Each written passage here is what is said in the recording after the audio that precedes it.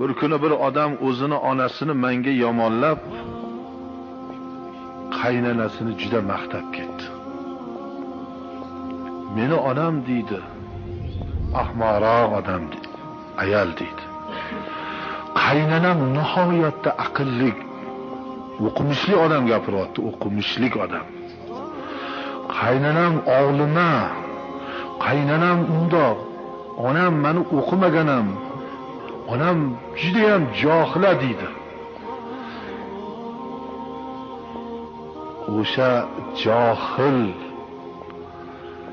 esi past o'tgan onangni qadamini ostida jannat, aqlli qaynonangni oyog'ini ostida emas. Do'stim, ja o'qib zo'r bo'lib ketibsan dedim. O'sha aqli past onangni qadamini ostida jannat.